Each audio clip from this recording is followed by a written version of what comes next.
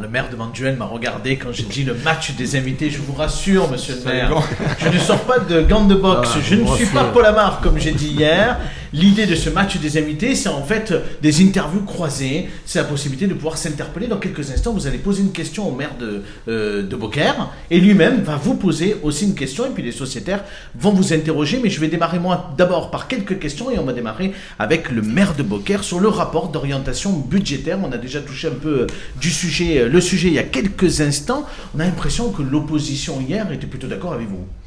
Non, ils se sont quand même exprimés parce que on critique souvent la gestion du Rassemblement national vis-à-vis de l'opposition, mais moi je ne minute pas le temps de parole de l'opposition. Elle peut s'exprimer à volonté. D'ailleurs, ils s'expriment sur chaque délibération. J'invite chacun à venir vérifier sauf dans le magazine, ils n'étaient pas très contents parce qu'ils n'ont pas pu dans le magazine bénéficier de leur tribune. Ils ont leur tribune, mais j'y peux rien si ils ont qu'un élu pour l'un, un élu pour l'autre. Je vais pas leur donner 1000 caractères. Si le mec il est tout seul, il a fait 5%. À un moment, il y a une proportionnalité de la tribune. Il avait qu'à faire 20% ou 30%. J'y peux rien si les gens ont voté pour lui à 5%. C'est plutôt aux électeurs qu'il faut qu'ils disent ça pour peut-être en avoir plus la prochaine fois. Mais voilà, tant qu'il représentera 5%, il aura une tribune qui correspond à ce qu'il représente. En tout cas, peut-être hier matin, on avait le sentiment que l'opposition, même si effectivement il y a un aspect très politique dans le conseil municipal, mais probablement que dans le rapport d'orientation budgétaire, c'était compliqué de venir en opposition avec ce que vous présentez. Oui, parce que c'est des projets concrets pour les gens, donc il serait difficile. On a eu par le passé des gens qui nous ont dit, il faut pas faire une gare à Beaucaire, il y en a une à Tarascon. Ça, c'était mon opposition à l'époque. Maintenant, ils sont contents qu'il y ait une gare. On a eu aussi des gens qui nous ont dit, ça sert à rien de faire une base nautique parce que ça coûte de l'argent. Oui, sauf qu'on a eu 70% de subventions parce que c'est les Jeux Olympiques et que on est hyper subventionné. Donc voilà pourquoi on l'a fait. Comme quoi, l'État vous donne quand même de l'argent. Là, pour le coup, c'est surtout la région qu'on est allé solliciter et qui a répondu via Kamel Chibli, qui est un vice-président qui s'intéresse au sport, et je l'ai toujours dit et je continuerai à le dire, même s'il est socialiste, mais il a joué son rôle de vice-président délégué au sport et il a donné 2 millions d'euros à la commune de Beaucaire sur ce dossier. L'État a donné 800 000 euros. Voilà, donc... Quel est l'axe que vous voulez donner pour la dernière partie de ce mandat ? C'est terminer de respecter les engagements de campagne de 2020 et donc là nous avons en l'occurrence on termine les travaux de la halte SNCF, donc du pôle d'échange multimodal qu'on fait avec la région, la communauté de communes et l'État, 3 millions d'euros de travaux pour qu'on ait enfin une gare digne de ce nom à Beaucaire qui est quand même la première gare quand on arrive de Provence-Alpes-Côte d'Azur. Nous avons démarré aussi le quartier Sud-Canal qui est un quartier de 300 logements en centre-ville. Je rappelle l'intérêt de ce quartier, on a un site patrimonial remarquable où on peut pas mettre d'ascenseur, on peut avoir de logements accessibles parce que c'est très contraint en matière d'architecture. Et donc là, le but c'est de faire un nouveau quartier d'habitation en plein centre-ville sur un 4 hectares où il y avait rien, où il y avait 10 habitants. Et donc là, on a mis la première pierre de la résidence senior et on va construire donc 300 logements sur ce quartier. On sera à proximité à pied de tous les commerces et commodités du centre-ville. Donc il y a beaucoup de gens, notamment de personnes âgées qui habitent sur les extérieurs de Beaucaire, qui sont contents parce qu'ils ont envie de se rapprocher du centre-ville et des commerces. Plus on vieillit, plus on a besoin de se rapprocher sans prendre de voiture des commerces. On pense aussi au sport, on fait un terrain synthétique là pour le à la Moulinette. Voilà, parce qu'en fait, on a, pour 16 000 habitants, il faut avoir conscience qu'on a presque 1000 licenciés en foot pour 16 000 habitants. C'est énorme à Beaucaire. Mais je crois que vous avez 2 ou 3 clubs de foot, non ? Alors, ils ont fusionné. Ça y est, ils ont fusionné. Ça veut dire que ça représentait beaucoup de monde. Voilà, maintenant, c'est pratique qu'ils aient fusionné parce que maintenant, ils ont pu à se battre pour les terrains et l'occupation des terrains. Et vous faites quelque chose que les maires font beaucoup, c'est la rénovation des routes. Oui, là alors aussi. ça c'est quand même compliqué, je tiens à le dire ici justement parce qu'on parlait des moyens et je pense que Jean-Jacques sera d'accord et que tous ceux qui touchent... Je pense à la route de Nîmes notamment qui fait partie de vos priorités là. Voilà, ce qui est compliqué c'est qu'il y a très peu de subventionnement pour les routes parce que c'est pas dans la doctrine évidemment écolo mais en attendant on roule tous sur les routes donc il faut bien que les routes soient en bon état et ça coûte très cher quand vous faites une voirie, c'est facilement 150 000 euros sur un chemin, un simple chemin. Et dessous, il y a les réseaux. Donc, quand vous faites une voirie, souvent, il faut faire les réseaux d'eau et d'assainissement qui sont en dessous, parce que sinon, s'il faut tout péter 3 ans après, parce que les tuyaux ont pété en dessous, donc ça coûte très cher. Donc là, on refait la route de Nîmes, qui est la route quand on rentre dans Beaucaire, en arrivant dans Beaucaire et qu'on voit Carrefour, donc cette route elle est complètement défoncée.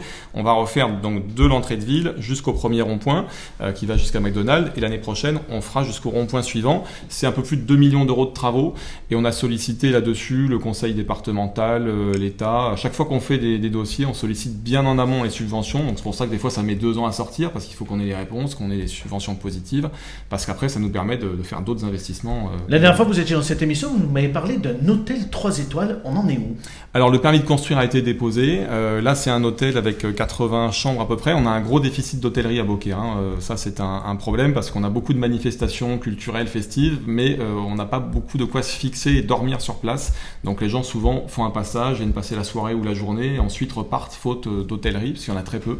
On a un très bel hôtel notamment qui est plutôt dans la plaine agricole de Beaucaire et on a un autre hôtel qui est les Vignes Blanches, mais en dehors c'est assez compliqué. Donc là 80 chambres c'est ce qu'il fallait en plein centre-ville le long du canal et donc c'est à quelle échéance? C'est 3-5 ans? Oui, je pense de 2-3 ans, puisque là, le permis de construire est déposé, donc les travaux vont pas tarder à commencer. Et c'est un investisseur qui possède une entreprise à Beaucaire et que j'avais rencontré quand on avait inauguré son entreprise. Il m'a dit: est-ce que vous avez des projets? Je lui ai dit: on a un gros problème, on a un manque d'hôtellerie. Et puis 2 ans après, il m'a rappelé, il me dit: écoutez, j'ai pensé à ce que vous m'avez dit et là ça va jusqu'au bout. On va investir. Voilà. Le centre-ville, c'est très important pour vous, on le voit sur ce second mandat, vous avez été dans un premier mandat préparatoire sur le centre-ville. Cette question autour du centre-ville, c'est une problématique que rencontrent beaucoup de petites villes ou de villes moyennes. Et vous avez lancé un dispositif il y a quelques années autour du rabais de loyer. Parce qu'en fait, toutes les communes cherchent des solutions pour éviter de se retrouver avec des commerces qui ferment leurs portes. Vous aviez trouvé ce dispositif, est-ce que ça marche ? Oui, je pense que oui, parce qu'on a quand même des résultats. Le dispositif, j'explique un petit peu, c'est-à-dire que les 2 premières années, qui sont les années les plus dures pour un commerçant, on fait un rabais de 30% sur les loyers, donc pour tout commerce qui s'installe en centre-ville, dans le périmètre du secteur sauvegardé, donc dans des locaux qu'on loue ou dont on est propriétaire. Donc on a déjà plus d'une trentaine de commerçants qui en ont bénéficié. Donc c'est une dépense pour la commune ou une absence de recettes, mais je pense que c'est important de maintenir des commerces, d'en faire venir. Et c'est vrai que quand les gens regardent la commune d'à côté qui ne fait pas ce type de dispositif et la nôtre, ils se disent on va plutôt essayer Beaucaire, et au final... Et vous arrivez à attirer des commerces un peu diversifiés, parce que la problématique aussi, on l'a vu à Nîmes par exemple ce matin, où ils ont décidé de préempter un commerce pour éviter de se retrouver qu'avec des fast-food. Oui, non, mais c'est important, c'est aussi pour ça que nous avons acheté ou loué un grand nombre de commerces dans le centre-ville, c'est pour pouvoir avoir une diversité de l'offre commerçante. Et par exemple, on a un photographe qui s'est installé, on a des magasins de vêtements, on a des commerces qui s'installent sur ce centre-ville grâce à cette mesure. Je pense que certains ne s'installeraient pas s'ils n'avaient pas ce rabais, parce que le loyer, c'est quand même une charge fixe énorme pour un commerce. Et en plus de l'électricité et autres. Et puis dans quelques jours, dans quelques semaines, je crois que c'est le premier week-end d'avril, c'est le week-end de l'agriculture. Vous y tenez chaque année à ce week-end qui permet de faire la mise à l'honneur des agriculteurs aussi du territoire. Qu'est-ce que vous pouvez nous dire pour ceux qui découvrent qu'il y a un week-end de l'agriculture à Beaucaire? Alors ça, c'est quelque chose qui me tenait à cœur, parce que ça fait 5 ans, c'est la 5e année qu'on le fait. Il faut savoir que le canton de Beaucaire est le canton le plus agricole du département. C'est-à-dire qu'on est vraiment une ville où 80% du territoire est en zone agricole et en grande partie inondable. Et donc on a une agriculture très, très riche, avec à la fois de viticulture, arboriculture, donc maraîchage. On a énormément sur la commune de Beaucaire. Et je me suis dit, il y a la salon d'agriculture à Paris, alors toute proportion gardée évidemment. Je me suis dit, tout le monde ne peut pas aller à Paris, donc on va essayer de faire quelque chose de local et d'essayer de donner aux enfants. D'ailleurs, aujourd'hui, les enfants du centre aéré sont allés chez les agriculteurs de Beaucaire, d'essayer de remettre ce lien, leur apprendre justement les circuits courts, leur apprendre de consommer local, et leur apprendre que non, ça n'est pas dans un congélateur, mais que c'est dans la terre, et que voilà. Mais beaucoup d'enfants ne savent pas, et quand ils vont sur le marché, ils découvrent un certain nombre de choses. On s'en est rendu compte, et donc c'est. Et donc là, c'est tout le week-end, c'est, je crois, le 30. C'est 31 mars. Non, pardon. 20-21 avril. 20-21 avril, pardon, je confonds avec un autre événement. 20-21 avril, c'est tout un week-end. Oui. Et donc il y a beaucoup de stands, il y a beaucoup d'agriculteurs, il y a des animations, il y a pas mal de choses. C'est ça, plus de 100 agriculteurs exposants qui seront présents, soit pour vendre leur production, soit pour expliquer ce qu'ils font, du Gard, des Bouches-du-Rhône, du Vaucluse, et puis plus de 300 animaux qui vont être présents aussi sur place. Et on le fait en partenariat avec la Chambre d'agriculture, le Conseil régional, la CCI, donc c'est une manifestation qui grandit vraiment, qui prend de l'ampleur. Arnaud Bourg, c'est à vous, votre question à Julien Sanchez. Bon, j'ai beaucoup parlé de la commune de Beaucaire tout à l'heure, donc là c'est plus au porte-parole du Rassemblement National que je vais poser une question. Il y a 2 jours de cela, Pierre Morin, votre ami du Rassemblement National, député de la 4e, était présent à votre place. Et alors on voit ce manque d'ancienneté au Rassemblement National, puisqu'il connaît mal le programme qui a forgé, alors que vous y êtes depuis plus longtemps, et il nous expliquait qu'aujourd'hui le Rassemblement National, s'intéresse aux gens les moins aisés de notre nation. Or, il prônait la réduction des charges pour les entreprises, donc des taxes patronales, et vous savez, qui fournissent donc les cotisations sociales. Qu'est-ce que vous en pensez de cela, qui est d'ailleurs un point du programme du Rassemblement national? J'aimerais avoir votre avis. En fait, ce que défendait Marine Le Pen, c'était que les patrons d'entreprise puissent augmenter leurs salariés dans une certaine mesure et qu'il n'ait pas de charge sur cette augmentation du salaire. C'est ce qu'on proposait dans notre programme, donc je ne sais pas si c'est ce qu'a expliqué Pierre Meurin ou pas, mais c'est ça qui est dans le programme. Il a été plus brut. D'accord. C'est-à-dire que, je veux dire, justement, il avait du mal à expliquer, et c'est un peu le vernis qui est en ce moment sur le Rassemblement national. On s'intéresse à l'agriculture, on s'intéresse aux plus pauvres de chez nous, mais derrière, quand on regarde bien vos propositions, elles sont plus macronistes, et je me tourne vers ma collègue, puisqu'elles sont très libérales au final. Vous avez quand même voté, par exemple, contre la hausse du SMIC.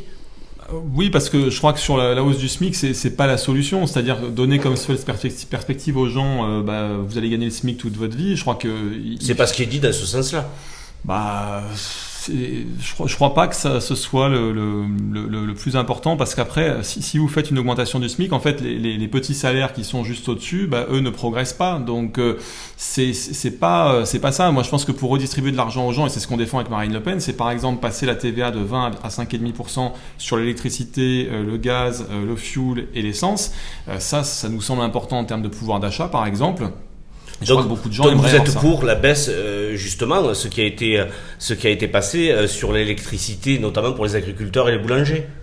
Je pense que tout ce qui peut être fait pour limiter la facture est une bonne chose, mais je manquerai pas quand même de rappeler que ceux qui font que cette facture a augmenté, c'est précisément ce gouvernement qui, en allant sur le marché européen de l'énergie et en s'attaquant à EDF, qui était quand même une force pour la France, c'est-à-dire qu'on aurait pu être l'Eldorado pour beaucoup d'entreprises en Europe, on avait tout pour réussir et on se saborde nous-mêmes pour les intérêts de l'Allemagne en quelque sorte. Mais vous voyez, ce qui est dommage, Monsieur Sanchez, c'est que donc, vous êtes d'accord avec la mesure que je viens de vous évoquer? Oui, par défaut, parce que je pense que s'il n'y avait pas eu des mauvais choix avant, on n'aurait pas eu besoin d'en arriver là. Les bons pas sont toujours bons à prendre, on est d'accord, pour aider notamment là des artisans, puisque on parle d'agriculteurs, on parle de boulangers, ce sont des artisans. Il faudra l'expliquer à vos députés. Mais ils ont défendu des mesures de pouvoir d'achat importantes et notamment ils ont présenté. Par exemple, celle-là, sur lequel j'entends il y a votre adhésion. Moi, je crois que il va falloir avoir une cohérence à un moment donné entre le discours territorial et le discours national. Mais c'est cohérent, et la meilleure preuve, c'est qu'on vote beaucoup de propositions de loi qui sont présentées, que ce soit par la gauche, par la droite ou même parfois par la majorité présidentielle, quand on estime que ça va dans le bon sens. Alors que nous, quand on dépose un texte, par pur sectarisme, souvent, y compris les groupes que vous soutenez, ne votent pas parce que tout simplement c'est déposé par nous. Allez Catherine, votre question à Julien Sanchez. Alors ma question, elle revient aussi comme celle de Arnaud un petit peu sur le plan national, parce que M. Sanchez, apparemment, les Beauquairois sont contents de vous puisqu'ils vous ont reconduit. Donc, par contre, il n'est plus porte-parole, hein. D'accord. Venez me le souffler. Vice-président maintenant. Oui. Vice-président. Mais vous êtes toujours au RN, alors que votre homologue, le maire de Béziers, Robert Ménard, a pris ses distances largement avec le Rassemblement national, ce qui lui a permis d'approuver les propos tenus par le président de la République sur la position face à la Russie et face à Vladimir Poutine. Le groupe RN à l'Assemblée nationale n'a pas voté le soutien à l'Ukraine. Je voudrais savoir quel est votre avis là-dessus en tant que Julien Sanchez. Vous êtes RN, maire de Beaucaire, vous-même. Quelle est votre position là-dessus ? En l'occurrence, je suis d'accord avec les députés du Rassemblement national sur ce sujet parce que j'estime que ce texte était un piège et que le président de la République, pour moi, est un peu trop va-t-en-guerre sur le sujet, qu'on ne peut pas parler d'une guerre à la légère et que derrière, si on fait la guerre, il y a des enfants qui vont aller combattre et qui vont mourir et donc des Français qui vont mourir parce que la guerre, c'est pas la France y va, on tue tout le monde et on gagne. C'est que si on envoie des gens là-bas, il y a aussi des gens à nous qui vont mourir. Monsieur Sanchez, le texte à l'Assemblée nationale, c'était une aide à l'Ukraine qui était proposée, une aide matérielle et financière. C'était pas d'envoyer, oui ou non, des troupes françaises sur le sol ukrainien. C'était pas ça le texte. Il y avait la porte ouverte à la guerre. Il y avait la porte ouverte à la guerre quand même. C'était. Mais après c'est la vision aussi de la guerre et c'est un vrai débat qu'on pourrait avoir une prochaine fois. Mais est-ce qu'on règle la guerre que par des mots ? On le souhaite tous. Non, mais je pense qu'on aurait pu justement avoir un rôle de médiation que n'a pas eu ce gouvernement. Il n'a pas utilisé ce qu'aurait fait le général de Gaulle ou ce qu'aurait fait d'autres, d'avoir une force de médiation. Je pense qu'en termes de médiation, Macron, c'est celui qui a fait le plus des présidents de la République, des chefs d'État au niveau de l'Europe. Je suis pas certain. Je pense pas non plus. Allez, on va donner la parole à Jean-Jacques Granat, le maire de Manduel. Votre question à Julien Sanchez. Alors moi, je vais pas lui poser une question nationale, même si je sais que Julien a une envergure pour un jour peut-être devenir proche de Marine Le Pen, si un jour... elle était présidente de la République. Elle prospère, voilà, tout à fait. Moi, c'est beaucoup plus local. C'est 2 fois de suite, après 2 élections municipales, on enchaîne tout de suite sur la communauté de communes. Oui. Et 2 fois de suite, battu pour une voix. Donc, est-ce que tu comptes persévérer là-dessus pour un éventuel 3e mandat à la mairie de Beaucaire? En tout cas, on va tout faire pour que le président de la communauté de communes la prochaine fois soit compatible avec le Rassemblement national et avec les élus de Beaucaire notamment, ce qui n'est pas le cas aujourd'hui. Je donne 2 exemples rapides. Nous avons la compétence ordures ménagères qui est exercée par la communauté de communes. Ça fait 10 ans que je dis qu'il y a des poubelles immondes dans le centre-ville, que j'aimerais que dans un site patrimonial remarquable, on puisse les cacher avec des caches en fer forgé, comme ça se fait à Narbonne, à Château-Renard ou ailleurs. On n'arrive pas à l'obtenir de la communauté de communes. On doit changer l'éclairage de nos stades. C'est une compétence communauté de communes, l'éclairage public. On ne donne pas d'argent pour ça, on nous refuse et on nous dit que c'est aux communes de le faire. On posera ces 2 questions lundi, puisque Juan Martinez sera à votre place. Bon, voilà, donc il y a beaucoup de sujets sur lesquels j'estime que si la ville de Beaucaire avait eu la présidence de la communauté de communes, on aurait pu faire davantage et mettre des moyens sur des choses importantes. On est quand même le chef-lieu, hein. C'est pas parce que c'est Beaucaire, c'est parce que c'est le chef-lieu. Après la CCBT vous aide quand même, sur pas mal de vos projets. Oui, mais pas assez par rapport au sur votre projet de salle de spectacle, par exemple, aujourd'hui, ils ont acquiescé, ils sont plutôt d'accord à la CCBT. Oui, parce que chaque commune pouvait choisir un projet. Donc chaque commune a choisi un projet, nous on a choisi celui-ci. C'est celui qui coûte le plus cher. Parce qu'on a le plus d'habitants, mais on représente quand même 50%, plus de 50% des habitants de l'intercommunalité. On mériterait d'être traité mieux. Mais c'est pas Monsieur Martinez que j'en veux. Lui, il a réussi à se faire élire, c'est très bien. Je suis très heureux pour lui. Mais vos relations sont comment avec le président de la CCBTA? Est-ce que vous arrivez à discuter quand même? Quand vous présentez des projets, ils ne sont pas refusés. Humainement, on se parle. Moi, je parle à tout le monde, donc il n'y a pas de difficulté. Mais je dis simplement que Beaucaire me semble être sous-traité par rapport à son poids. Et je le regrette, mais je ne le veux pas à lui encore une fois. J'en veux à mon opposition municipale qui a choisi de voter pour le maire de la commune d'à côté plutôt que pour leur propre commune, alors que les élus d'opposition de Bellegarde, eux, n'ont pas eu cette bêtise. Mais je leur ai dit, ils vont le payer aux prochaines élections municipales et je saurai rappeler quel a été leur vote et pour qui ils ont voté. C'est à vous, Julien Sanchez, de poser une question au maire de Manduel. Écoute, juste une question sur le programme des festivités peut-être et sur ce que tu as prévu, si tu peux déjà en parler ou si c'est top secret, on va pas le dire. Mais c'est quand même une commune qui est vivante aussi, donc je sais pas si tu as des choses à dire sur cet aspect-là. Mais écoutez, nous, nos festivités, on a des traditions qu'on défend. Alors, à Manduel, on a les 2 traditions. J'ai un club taurin camarguais et j'ai un club d'affection pour les corridas. Ouais.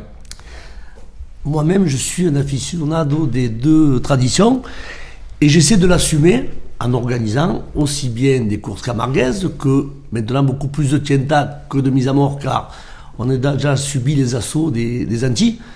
Et c'est vrai que nos arènes et les structures sont pas aussi importantes que ce que vous pouvez avoir sur Beaucaire ou sur la ville de Nîmes ou quand même sur Saint-Gilles. Mais néanmoins, cette association, on l'a fait vivre et on a relancé des printanières là, qui vont bientôt avoir lieu dans un mois et demi, où on y intègre une journée consacrée à l'affection culture camarguaise, une aux traditions taurines, affection corrida. On y implique aussi tous les élèves avec toutes les écoles qu'on amène dans une manade.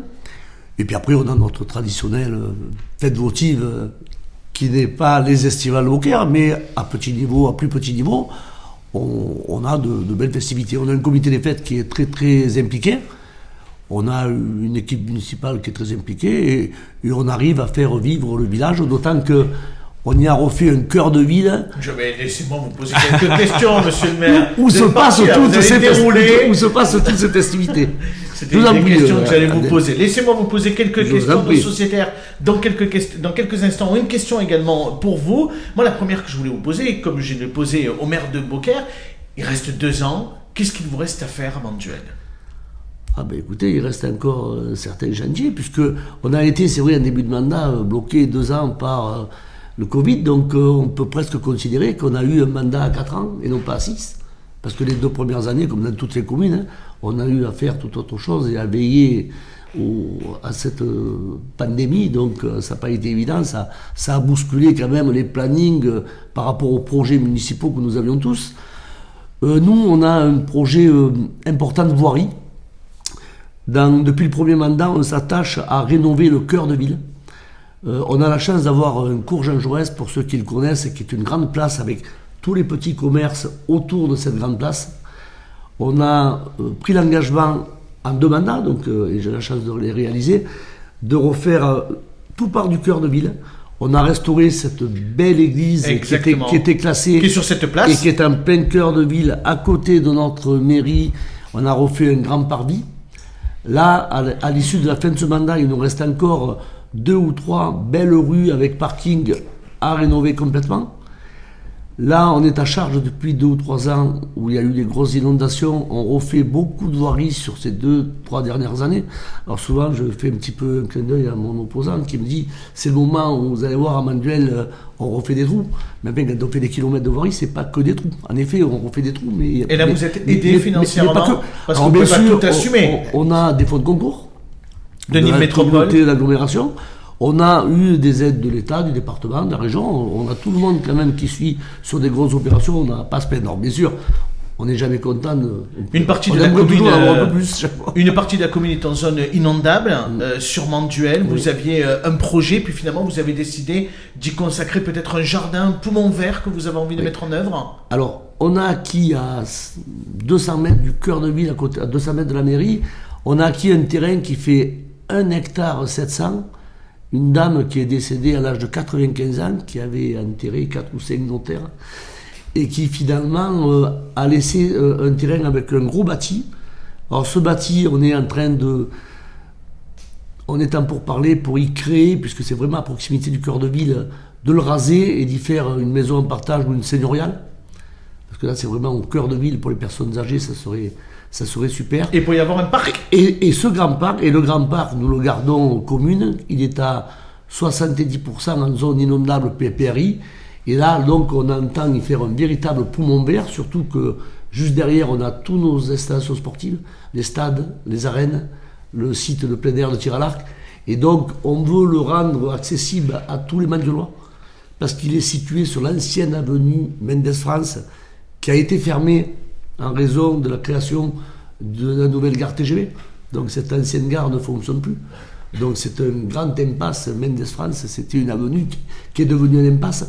Et là, vraiment, en plein cœur de ville, on avait tout intérêt. Et Dieu sait si beaucoup d'aménageurs étaient venus pour les 30 ou 40% qui restent à utiliser. Mais on a pris la décision aussi de conserver cette partie-là pour de l'établissement public. Si demain on a besoin d'une crèche de plus, d'une école de plus, donc on a sacrifié. Vous le disiez tout à l'heure dans la discussion avec M. Sanchez que vous en étiez à votre 2e mandat. Sur la dernière partie de ce 2e mandat, on entend que vous avez beaucoup de projets comme Julien Sanchez. Est-ce à dire probablement que vous serez candidat, Monsieur le maire, pour un 3e mandat en 2026 Je crois que c'est encore un peu tôt pour le dire, même si on ne s'affiche pas complètement. Mais quand on a la passion, la santé... Monsieur Razé ce matin. Et on y passe aussi. Il m'arrive de temps en temps, comme le fameux slogan, on y passe un petit peu en se rasant, en effet. Moi, je suis un natif de mon village. Je l'ai vu évoluer à tout niveau. J'ai déjà été investi dans le monde associatif. Et puis, je suis élu depuis 30 ans, bien que j'ai que 60 ans. J'ai connu tous les postes. Il est certain que le plus agréable, c'est celui que j'ai actuellement, même si ce n'est pas le plus simple, mais c'est celui dont on avait envie. C'est celui qui donne la passion, et la passion avec les gens, et construire quelque chose avec le monde manduelois. C'est pour ça que moi je me dis, même une commune de 7000 habitants, on a tous nos convictions politiques, il n'y a aucun souci, mais on veut quand même partager en équipe la vie de notre village. 2 dernières questions à vous poser. La première, vous en avez parlé il y a un instant, c'est cette gare Nîmes-Pont-du-Gard. Pendant des années, on nous a dit cette gare Nîmes-Pont-du-Gard, ça va révolutionner Manduel et Rodessant. Est-ce que ça révolutionne vraiment ? Pour l'instant, non, mais je suis convaincu qu'on On s'est battu pour cette gare. Bien sûr, on ne va pas refaire l'histoire de la gare en elle-même, de l'implantation, du choix de l'implantation. Non, mais est-ce que ça a changé quelque chose sur Manduel, honnêtement? Elle est ouverte depuis 3-4 ans maintenant. Ça a changé quelque chose? Vous avez plus d'habitants? C'est une gare au milieu de rien pour l'instant. Mais on a 140 hectares qui gravitent autour. On a pris la décision au niveau de l'agglomération d'acter sur 60 hectares 40 hectares de développement économique qui devraient sortir, on l'espère, la première pause avant la fin de ce mandat. On a suite à un appel d'intérêt, on a choisi un grand la société NGE qui est là pour justement construire Magnac Porta et finaliser toutes les implantations. Nous a présenté un véritable projet sur 4 cadrans. Un cadran où il y aura de l'industrie, un autre cadran où il y aura un data center ainsi qu'un pôle médical qui de nos jours est important. Et vous écoutez bien Julien Sanchez, parce que ça peut avoir un impact mais complètement, puisqu'on est complètement à côté. Nous, on est finalement plus proche de Beaucaire que de Nîmes. On est vraiment au milieu, nous, Manuel. Donc sur les 4 projets, le premier c'est de l'industriel, le deuxième c'est un pôle médical. Un autre pôle qui sera du tertiaire, c'est-à-dire restauration hôtel. Il y a un projet de photovoltaïque. Et puis il y a une dernière partie qui pour l'instant n'est pas validée, car là on n'a pas la maîtrise encore totale des terrains. Il faut savoir que la SP Nagate, qui a été mandatée pour suivre ce dossier, faut qu'il trouve 200 hectares de compensation foncière, ne serait-ce pour alimenter ces 60 hectares, dont 20 hectares, 40 hectares de l'économie constructible, et il y a 20 hectares les voiries, les bassins de rétention, tout ce qu'on veut. Mais il faut savoir que c'est un travail phénoménal. Forcément que ça met le bâton dans les roues. Mais par contre, je sais que c'est unanime maintenant. On s'est battu pour cette gare. Maintenant, si on veut que cette gare le produise, il faut y mettre l'emploi tout autour. Et je pense que, on en reparlera dans quelques années, mais je pense que c'est un projet d'envergure et on aura une gare internationale. C'est fini? C'est aux oubliettes? C'est fini. Peut-être que la conjoncture économique actuelle fait qu'il faut penser à... On n'est plus sur les 140 hectares à s'occuper d'un coup. On va le sectoriser et déjà, aboutissons déjà et menons à bien les 40 hectares de développement économique qui créera de l'emploi, puisque nous, nos communes augmentent aussi. Ça finira quand même par ressortir les constructions et tout. Arnaud Bord, votre question au maire de Manduel. Alors vous me l'avez un peu volé, mais bon... Je voulais demander si c'était un cadeau ou un cadeau empoisonné, la gare Nîmes-Pont-du-Gard. Donc je vais changer un peu de biais. Je vais partir sur autre chose qui est plus technique, mais évoquer avec vous la loi ZAN. Quel est votre avis là-dessus? Parce que là, vous parlez justement de projets, de compensation, etc. Toutes les communes y sont confrontées. Donc vous qui êtes confrontés directement, en plus avec le Scott Sud-Gare qui vient se rajouter, qu'est-ce que vous en pensez? Pas plus tard que lundi, on était avec le sénateur Laurent Burgois et un autre sénateur du Vaucluse, M. Blanc, je crois qu'il s'appelle. On était à Nîmes Métropole avec beaucoup de maires pour nous voir exposer, puisque M. Blanc est un rapporteur, je crois. Et le président de Nîmes Métropole sera auditionné par le Sénat mardi prochain. Tout à fait à ce sujet. Alors, moi, il y a quelque chose que je n'arrive pas à comprendre. On est en train, dans le cadre du renouvellement urbain, de tomber des tours dans des grandes villes pour dire d'essayer d'acheter un nouveau modèle de vivre ensemble, et au même moment dans nos communes, on ne pourra plus construire sur des terrains certains, parce que tout simplement au niveau de l'artificialisation, il faudra faire de l'économie en permanence de terrain. Moi je trouve scandaleux que quelqu'un qui a les moyens aujourd'hui, sur 1000 m², il ne pourra plus faire sa maison, sa piscine. Alors moi, très sincèrement... Là, moi je pense que cette loi, elle est louable dans une première intention, parce que l'artificialisation des sols, sur le plan écologique, c'est quand même pas une bonne chose, mais qu'il faudra revoir certainement la copie sur bien des points. Il n'y a pas... L'État est déjà en train de revenir dessus. Voilà, c'était une forme d'intelligence de dire, oui, on s'est trompé, il faut revenir dessus, parce que ça va trop loin. Voilà. Votre question, Catherine, au maire de Manduel. Ma question, maire de Manduel, je ne sais pas exactement si ça dépend de la compétence de monsieur le maire, mais en tant que gardoise et utilisatrice de la gare de Manduel, lorsque je vais à la gare pour récupérer des passagers qui arrivent au TGV, Il n'y a vraiment pas de quoi se garer facilement aux abords. La dépose minute, c'est assez compliqué. Je trouve que c'est mal organisé. Mais je ne sais pas si ça dépend de vous. Alors, monsieur le maire, qu'est-ce qui se passe? Je vais parler à Franck Proust. Il y a 160 hectares que je vous disais. Au milieu, il y a 20 hectares qui correspondent à la gare LGV. Vous avez des parkings de parcours, bien sûr. C'est un rôle économique payant, mais comme dans toute gare, les parkings sont rarement gratuits. Le maire de Manduel, quand il va, il paie son billet de parking pareil, mais c'est vrai que ce dont on se bat beaucoup, et M. Proust, le président, et tout l'exécutif d'ailleurs, c'est tant qu'il n'y aura pas la troisième voie quai qui permet le transfert, l'arrivée de tous les TER, les TGV et tout, on ne réglera pas le problème. Alors tout le monde la veut, mais personne ne l'a payé. Donc on se renvoie tout le monde. Oui, parce qu'il y a une question d'investissement, il y a une question de fonctionnement aussi. La SNCF, non mais complètement. Il y a déjà d'abord l'investissement. Mais on sait très bien qu'une gare comme ça, qui doit devenir internationale, il faudra bien un jour s'engager à le faire. Sinon cette gare... Voilà, on a le sentiment, pour une gare toute neuve et magnifique, en tant qu'usager, quand on va juste déposer quelqu'un ou récupérer, que tout cet espace est pas bien utilisé, pas optimisé pour le confort de l'usager. C'est ça. Tout. Bon, monsieur le maire, ça va mieux avec Franck Proust? Non, ça va très bien, Franck Proust. Parce que bon, vous auriez bien aimé devenir vice-président à Nîmes Métropole. Ben oui. Mais il vous a pas choisi. Eh ben non. Vous n'avez pas su le convaincre. Eh non, peut-être pas assez. Prochain mandat peut-être. Si j'y suis. Allez, merci à tous en tout cas d'avoir répondu à toutes nos questions. Dans quelques instants.